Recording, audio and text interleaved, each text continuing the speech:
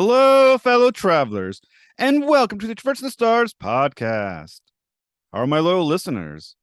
Thank you for your continued support. And remember to click that subscribe button, everybody. We have an amazing show for you because board the mothership is Tara Rosling. You know her as President Trina on Star Trek Discovery.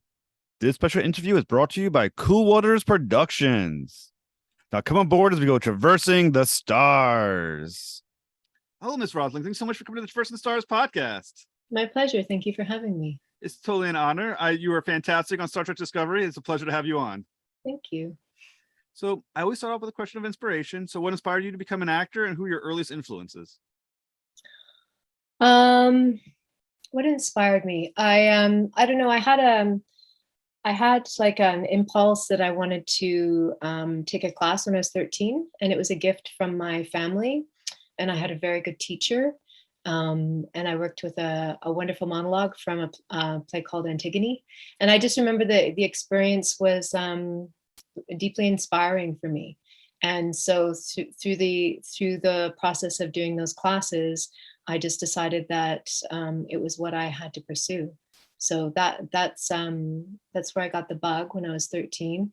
And my earliest influences, that's such an interesting question because I was recently talking to somebody. We didn't have like a television when I was little. So there was no actors that I watched as a child and kind of was in awe of their work or in awe of what they did. My mom was a very artistic person, so I'm sure I was around a lot of artistic people. I don't know if many of them were theatrical by nature, but certainly she was very supportive of the arts. So I think my road in kind of came through her, if that makes any sense.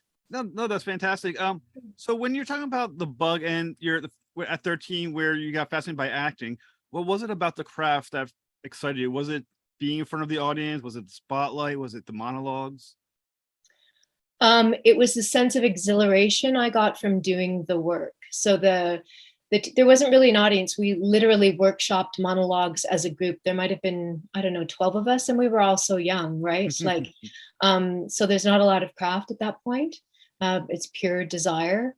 But it was something about the way that the teacher taught me / directed me, that something happened while I was working on the monologue. It was one of the most exhilarating things I'd ever experienced. And I think as a child, I mean, we all have our different baggage that we come through life with. And so there was different things that happened to me in my childhood, that acting was, it gave me a voice, it gave me validation, it gave me things that I needed at that age. And I've had to renegotiate my relationship with acting as I've gotten older and as things have shifted for who I am and what I need. But at that point, it gave me a lot of things I needed. And I felt like from that particular class, working on that monologue, like my body was on fire. It was kind of the thing where you come out and your body's shaking because it was just life altering. Yeah. So when you said as you got older, you renegotiated your feeling towards with acting or relationship with acting. What does that mean exactly? How in which ways did it change? Well, like as I've gone through my life, I've had many experiences. I've gone through a lot of therapy. So I've changed as a person. So what I needed from acting initially, which was that it gave me a voice, that it gave me validation. I've found a voice, like I've come into my voice as I've become older. I feel like I embody myself as I become older. So I don't need it in the same way that I did when I was younger. Yeah. Does that make sense? Oh, it makes total sense. Yeah. I do like that. Discussing how we mature and that your love stayed the same, but your feelings towards it or how you approached it changed over your lifetime. Yeah. And I think sometimes it has to a little bit, like, as certainly like I'm in my early 50s now and I have a 13-year-old and so priority shift. It's not that I don't love the work as much as I did, but when you're young, it's just like, I waitressed for years and I did theater for free and I did crazy theater. And it was, I would do anything just because I wanted to work.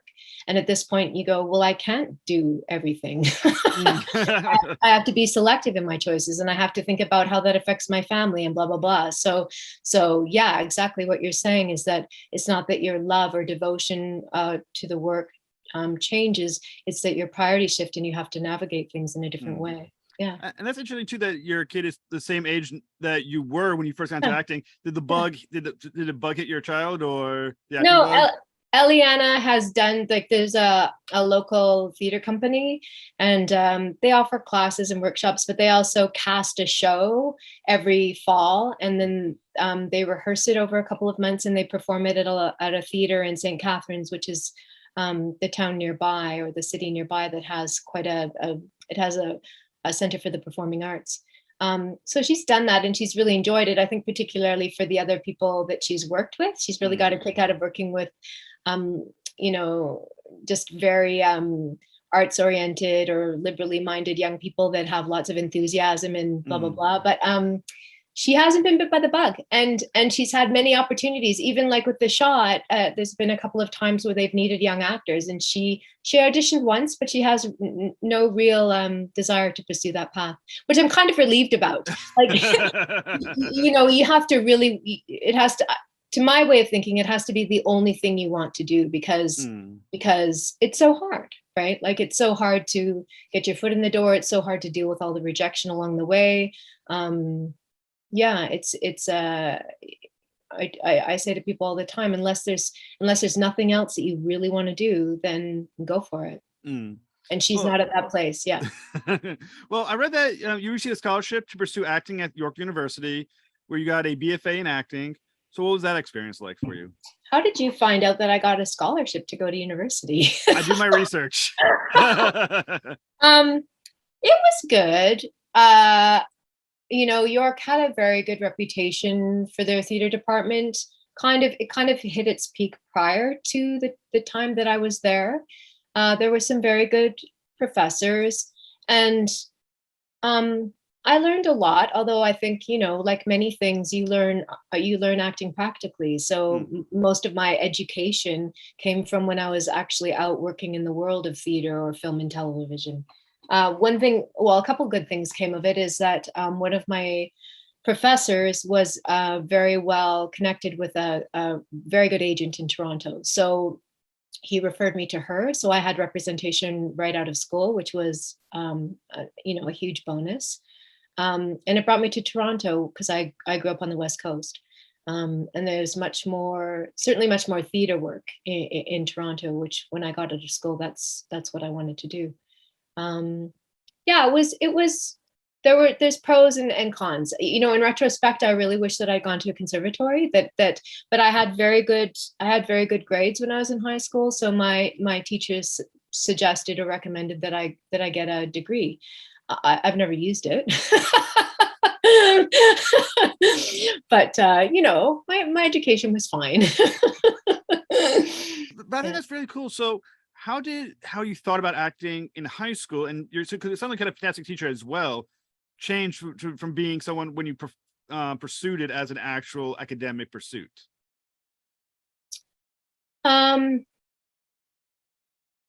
Well, I think, you know, generally when we're in high school, although I don't know, I think I always took it seriously because I was so enamored of it, and because I had decided that that's what I wanted my vocation to be. I was going to say in theater, it's kind of more casual. Like I was just teaching some grade 10s this week, and it's really wild to see the ones that are there because they love it, and the ones that are there because, you know, there was no other electives they could find or no other electives. So some of them really show up and they're really, really keen, and others of the students, they're, you know, I actually said to a couple of them, maybe you're not really interested. Like, maybe you don't really want to, maybe you really don't really want to do this one. You know, of course, the education in university was much more thorough and much more intense. And we had, you know, we did the history of theater, and we did scene craft, like how you would build a set. And we did, so it wasn't just acting per se. The acting component became more intensive, deeper into our studies. So through third year and fourth year. Yeah, but I think I was always a serious student. So I don't know how much it shifted for me from high school to university, because it was always something that I was deeply devoted to, if that makes any sense. And in fact, the high school that I went to, it's called Lord Byng, and it's in Vancouver. They have a very specialized program in drama. So we did plays every year, and we competed in drama festivals, and we often went on to the finals. And yeah, so we were like very serious thespians from a very young age. Now, I read correctly, and my research could be wrong, but it might be right. That you're also an expert piano player. Oh no, not by any means. I wish I was an expert piano player. I decided to start studying piano when I was, I guess, 46. And I tend to do things obsessively. I don't know if it's because I'm a Scorpio or it's just my nature, but I became very I was very invested in my studies, and so I made it to grade 8 in 4 years. But I was practicing like 2 hours a day, and I don't think it's really realistic to be able to continue that unless you've got nothing else on your plate. So I've let it go through the pandemic, but I truly loved studying. I think it's an extraordinary instrument. And my mom's she was a pianist. My mom's a music therapist, so she studied piano as a child. So it was around me a lot growing up. So there's no concerts in your future? There's no concerts in my future. No chopsticks. I can play you a rousing rendition of Chopsticks. But I still think it's fantastic. At 46, you still decide to pursue something completely different and learn another craft. That's amazing. That's kind of my nature, is that I like to I think it's so good for us. I mean, I'm very curious by nature, and I like to challenge myself. And I think we learn, the more that we challenge ourselves to learn new things, it's so good for our brain. It's so good for just to keep us engaged. So I studied yoga teacher training when just after my daughter was born, and I taught yoga for a long time. I started an eco-friendly company called Little Green Shop, and I ran that for a couple of years. So I tend to be very impulsive and do things a little bit obsessively, but I learned so much from each endeavor, and I wouldn't have it any other way. So who knows? I don't know what my next obsession is. I'll have to keep you posted on that. But yeah. Oh, maybe you'll be a screenwriter. Maybe. But I mean, I think that's awesome. And so our listeners do know you as President Tarina on Star Trek Discovery. Mm-hmm. So how did you get involved with that show? And were you already a fan of Star Trek prior to becoming the president, Tarina? Yeah, I have to say I wasn't a big Star Trek fan prior. I know that's probably very disappointing. I'll blame that partially on the fact that I didn't have a television when I was young. So how did it come about? I just got, like, my agent said, I have this audition for you. The turnaround's really, really tight. They need the tape by tomorrow. So, and we knew that it was Star Trek, although they go by a different code name every year. I think it was Tennessee Honey or something. That's what it was called that year. That's funny. And then it's in the character description, they didn't give me a lot of information. I think she was an admiral. They didn't tell me the species. I didn't know she was a Vulcan. I certainly didn't know she was a president. And it was a relatively short scene, so I taped it and submitted it. And then the next thing I knew was they wanted me to come in for a prosthetics fitting, which was odd because I hadn't been offered the part. I'd learned that I was pinned, like I was on hold for it. But my agent told me, when I was pinned for the part, he said, I have to tell you, Tara, that there's like at least 5 women from my roster alone that have been pinned for the part. So he was telling me not to get my hopes up too high. Yeah. So, I mean, the short of the long is on my way in to go to the prosthetics fitting, my agent called again and he said, they've offered you the part. But when we went to do the table read, a man came up to me and introduced himself as John Dudkowski. And he said, I'm really pleased you're here. I love your work. And what I learned was, so he was the director of that episode, which was season 3, episode 7, Reunification. I believe it was 7. He was the editor on another show I'd been working on called Impulse. So he'd seen my work on Impulse, and I don't know if he asked for me to audition or if he pushed for me to be considered, or I'm not really sure what happened in the grand scheme of things, but I know that his being the director and working on Impulse had something to do with me booking the part. That's Yeah. absolutely awesome. So what did you think when you were told that you got the role and for Star Trek and it's going to be a Vulcan? Well, I didn't like, they don't, when you get the part, like when my agent calls me and says you booked the part, he doesn't tell me I'm a Vulcan. Like I didn't learn that I was a Vulcan until I actually got the script.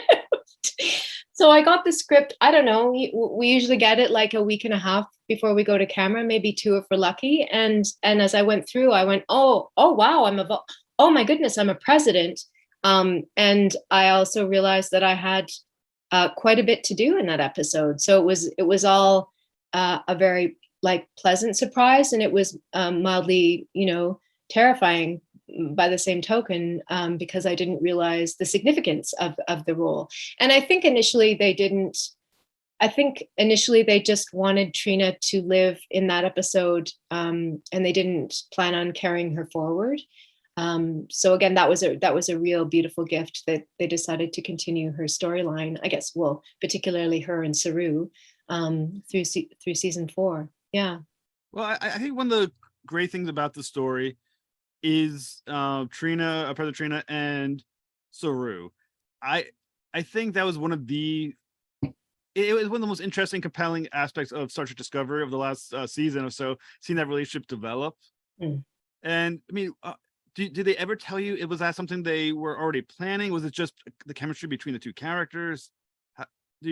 What information did they give you about that? We all have slightly different versions of the story. So like when I first met Doug, I was he was so generous and so lovely on set, and put me at ease, and we really, really enjoyed working together. And I think towards the end of that episode, he was like, I wonder, I wonder about the potentiality of this and whatnot. And I think that the producers did see chemistry. I think the audience saw chemistry, and I think Doug was excited about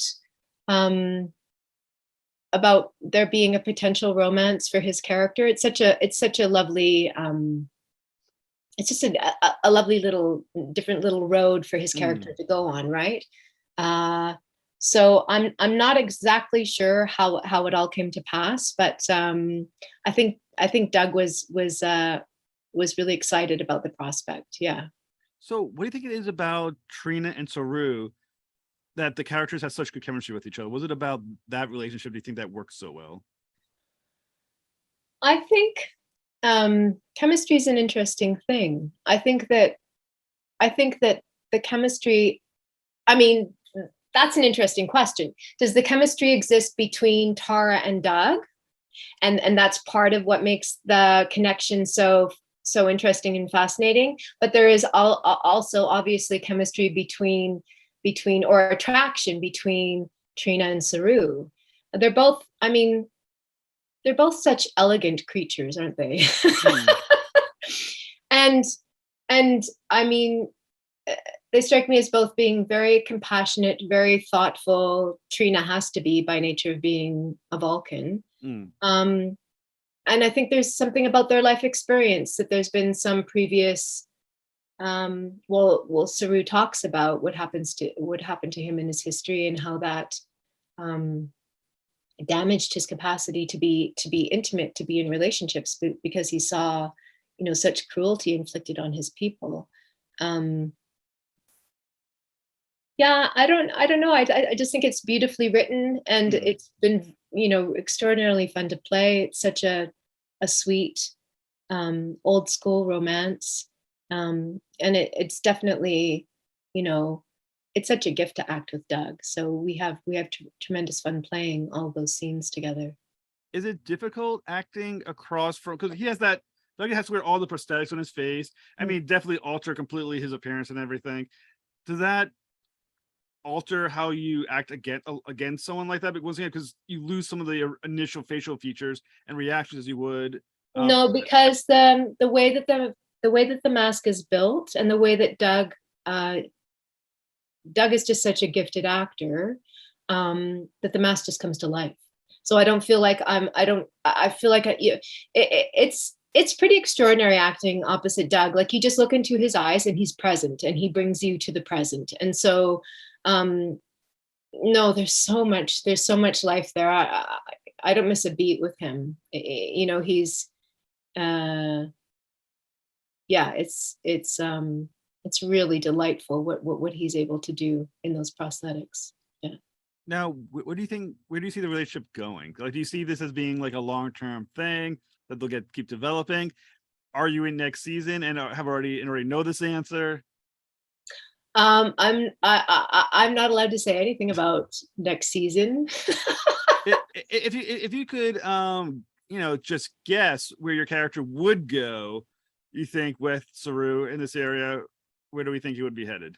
Well, I think if I had to guess, I think they'll keep exploring the romance and the attraction to one another and see if you know, if they're able to move forward or if their professional lives get in the way too much. That's interesting. Okay. I'm trying to see if I can pull more information out of you, and I'm not. I am a big fan of. I'm a fan of all Star Trek, but Discovery. I credit Discovery with bring me back to Star Trek. You know, there's a time I watched it around a lot with Deep Space Nine, and Star Trek Next Generation, things of that nature. But kind of like fell away from Star Trek for a while.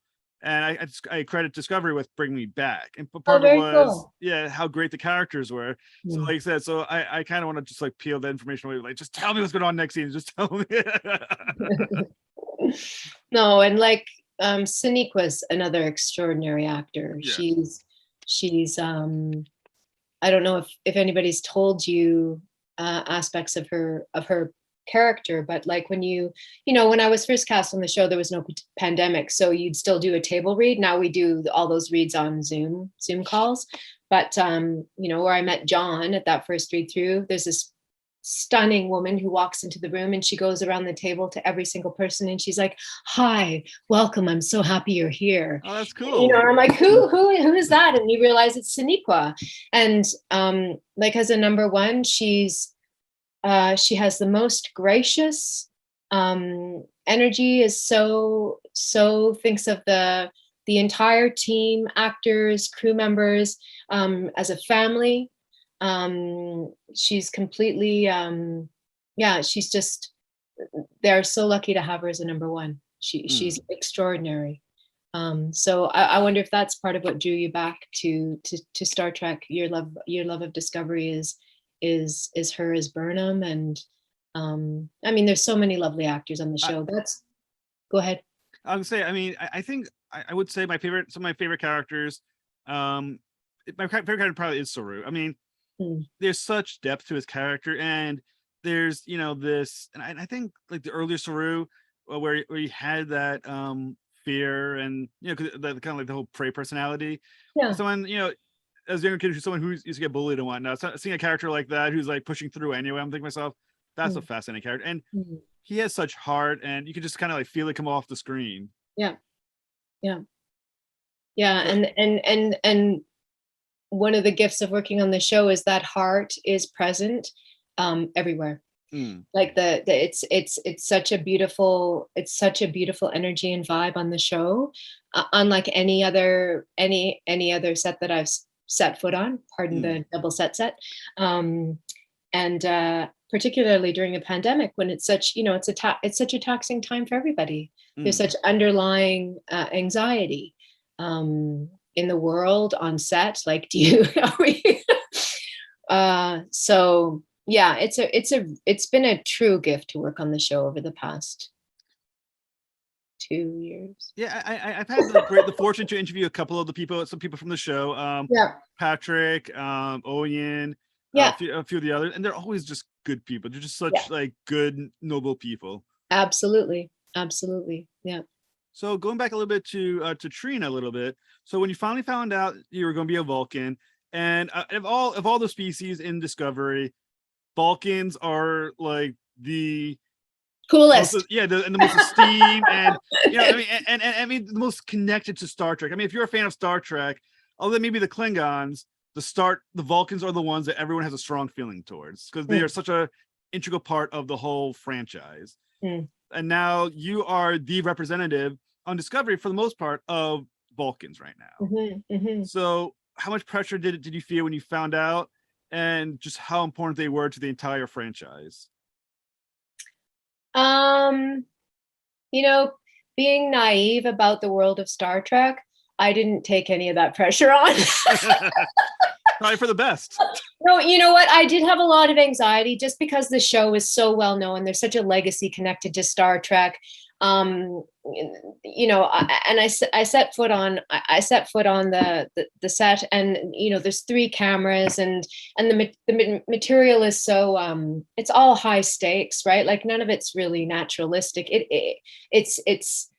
So I was really nervous my first day on set.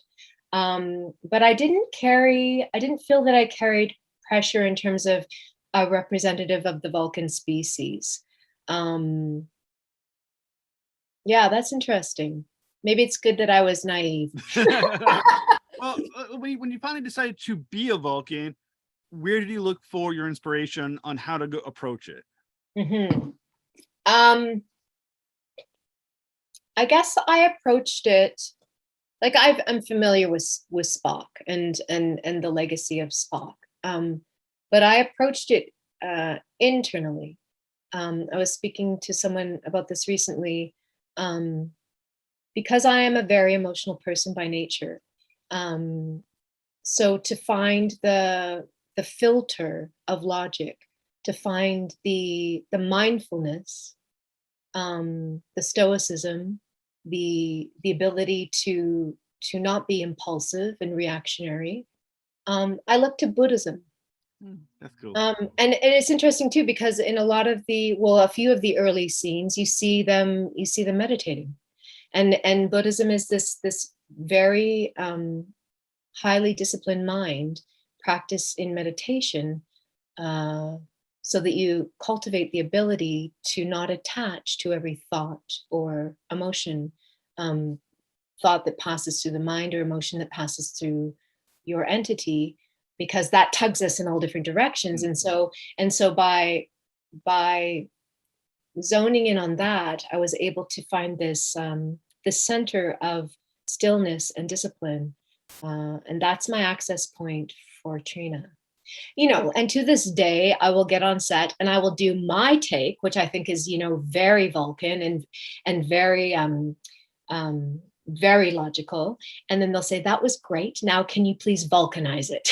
Like that's the direction I always get. And I don't know ultimately which take that they will use in editing, but they always want to air, or they always want to have that in the back pocket as the very Vulcan take. But I believe, I've said this before, and I think it's true. It was a long time ago. I believe in the script, it said she was also part human. Oh, okay. I did not know that. So I felt that I had liberty to play a little bit with some undertones, with some undercurrents of not emotion, but feeling the feeling. And she actually says it when she's with Book it was early season 4, when Book is being torn apart by his grief. And he asks her for advice. And she says, it's not that we don't feel the feelings, it's that we've cultivated the ability to live over top of the feelings. So I took that to heart. You know, and I think that's interesting about Vulcans. I'm playing a Vulcan, in my opinion, because I mean, like on the surface, it seems like very stoic, very serious, but there's so much going on underneath that you can, you know, to do it well. You can't just be the robot, because no one cares if you were just a robot. Yeah. And everything you put in it has to be so subtle, and you do such a good job with it, with your character. How much time did you think about how to just like put in those moments, those like kind of just something either in your eye, or I mean, like your, you know, a minute of an expression to convey that emotion, because it's there, but same time keep it Vulcan, kind of stoic? I think that is the combination of where I, Tara, meet the character Trina, where I, the very emotional human being, meet that filter of discipline and logic. And so for me, it's virtually impossible not to feel a feeling. I'm very empathetic. um, and so even in my trying to harness or corset or bridle something, something still flicker through. And it's not that I'm like, oh, I'm going to place that there, or I'm going to try to portray that there. It just happens, I think, with the juxtaposition of the two energies. There, and I like how you approach it almost like Buddhism, because I wouldn't have thought, I would have made that connection in my head, because you would think, once again, science, logic, but Buddhism seems to be the door in. Mm-hmm. Yeah. I think that's awesome. Oh, thank you. And I think my favorite episode with your character was Choose to Live. I think the one that you referenced, where once again you had Booker, played by David. We got the name wrong. Ajala. Ajala. Yep. Thank you. I'm so bad with names. I apologize to whoever's listening. And the thing I think that's interesting is that you have a character that is dealing with PTSD, and Trina is there to try to help work him through those feelings and emotions. Mm-hmm. So how important is it for you to be in a show that deals with these big issues and finds a way to kind of, in a very interesting way, talk about and discuss it, and still, with entertainment as well. But Star Trek seems to do a great job of dealing with these ideas like PTSD, and some other issues as well as the show goes along. I don't know. I don't ever really think about, like, I wouldn't select shows on a basis of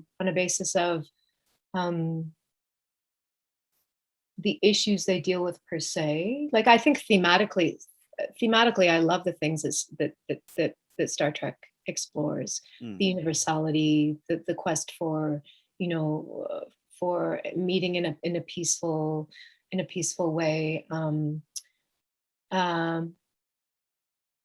Yeah, I think it's tremendous that it chooses to deal or grapple with so many relevant issues. But more often than not, we audition for a show, we get it, and then we're like, okay, so these are my lines, and how am I going to find my way into the character and say my lines with conviction and truth? And so yeah, I don't really have the I don't choose my work on the basis of issues that they're exploring. Sometimes we work on things that really, really speak to us on a fundamental level, and we never know until we're working on it, and then we're swept away by it. But yeah, sorry, I don't have a more articulate response to that question. Oh, absolutely, no worries. And the great thing about Star Trek, as well, as we kind of mentioned, is that the fan base is large, is embracing. I mean, everyone in Star Trek, especially, when you have, a character in Star Trek, you immediately have this fan base that's just automatically just embraces you, and is excited about what you're doing. So how does it feel like to be part of that large new family of sci-fi Star Trek geeks? Oh, it's overwhelming. It's overwhelming. Like, I had no idea. And there's aspects of it that are very exciting, and it's kind of wonderfully moving when people reach out and they love your work, and they love how you're portraying this, or they love the romance, or like it's really lovely. And I've only done 2 conventions so far. I did Vegas a couple summers ago, and I went to Italy in the spring, and I have to say it's been a complete pleasure to engage with anyone who has approached me. There's just such pure enthusiasm and joy. So yeah, initially I was kind of taken aback just because I had no idea what to expect, right? And now I just find it really, really sweet, really, really sweet. Yeah. So the conventions that you're a part of, that's set up by Coolwaters Productions, is that correct? That's right. Yeah. So what was it like to be at at the first convention? I mean, were the fans, did you have just people just talking about you and asking you like all the questions, like in episode blah blah blah? No, I have to say the first one was very weird and overwhelming. And I'm going to say why it was overwhelming, because it was a really big convention in Vegas. And I find Vegas period overwhelming. Like the town is insane, right? It was, and I think it was 40 degrees. Like it felt like you were in a pizza oven. And plus you're in the middle of a pandemic. So everybody's walking around with a mask on. And that's one of the things that made the convention itself surreal, is that you're in a mask, there's plexiglass, the fans are in masks. So even if you're posing for a photo op or something, it's like everybody like, it just feels sort of so that aspect was bizarre. But people, they'll just come up and they'll say, I really love your work, or I really enjoy Trina. Or one woman even came like in cosplay and she had Trina's beautiful blue dress on. Like that was really, really wild to see. And then when I went to the one in Italy, it's a very small convention. I think there was like 10 guests, and the most eclectic mix you would ever imagine. There was the first Italian astronaut. There was a woman who was probably in her 70s, a stunt woman from LA. There was the man who invented Darth Vader's mask. There was an Italian actress who she dubs in Tilly's voice. Like it was like a bizarre, and it was very low key. It didn't feel as high pressure, although Vegas probably felt more high pressure just because it was my first overall. And I had no idea what to expect. But again, like any fan, just so lovely to meet them. Yeah. So you think there's gonna be more in your future? I expect so. I'm happy to go overseas anytime. Well, I mean, if you happen to be in the next season of Discovery, it's also a great way to advertise that season if you happen to be the one who's in it, just throw that out there. Yeah, if I happen to be. I was trying to get a confirmation. See, I tried to slip it in there somehow. I'm onto you.